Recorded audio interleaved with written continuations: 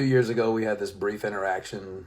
You knew who I was. I knew who you were in the gym. I was a trainer. You worked out there, but pretty much didn't interact for another 2 years until January of this year. And me and my best friend went on a trip for my birthday.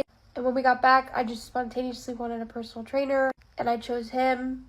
So our first session, I noticed really quick that she's really talkative, and she's very open, and she's very honest. She's like an open book. And we started immediately just talking about anything and everything, from relationships to religion to her business to a little bit of politics. You name it, we were talking about it. And then she started at some point she started referring to training as therapy sessions. Yes. And then somewhere around, I don't know, when you went to the beach. Yeah, but I went to the beach twice. Yeah, but so it was the last time I went to the beach. Yeah, last time you went to the beach, she was gone for a few days. Oh, and then there was the time she had texted me to ask me if I had availability, and I didn't respond. And then like 3 days later, she texted again, and she was kind of butthurt that I didn't respond, which I think that was a little bit of a trigger for me, like not a bad trigger, but I was like, why is she butthurt that I didn't respond? But then she went to the beach for the last time, and she came back, and her response was, hey, do you have any availability this week? I missed my therapy sessions. And I said yes, and then she responded, that's my favorite time of the week. That was the comment that kicked it off.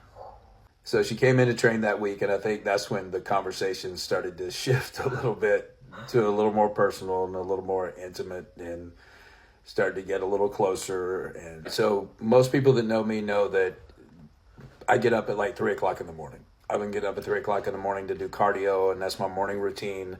Been doing that for years.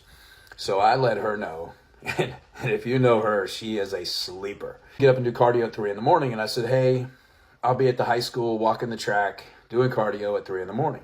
She said, I want to come. And I'm like, there's no way she's going to come do cardio at 3 in the morning. Well, she showed up. At the end of the day, that was a lot of time. We were walking 30, 45 minutes, an hour a morning, just talking. And so we realized really quick how much we had in common, goals, dreams, what we wanted to accomplish in life. You know, it was fitness, even spiritually, we had everything in common. What we wanted out of relationships, things we had experienced in relationships, what our expectations were, and it's like we just clicked on every single aspect of life. I realized he was special, and I kind of wanted to keep him. But I think the one big thing to express to everybody about this is not one time did we ever even think about the age difference.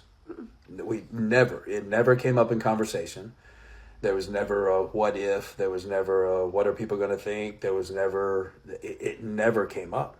Everything flowed so naturally, and we had so much in common that we never considered it.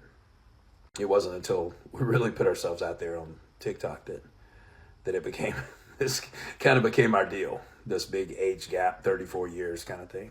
Yeah.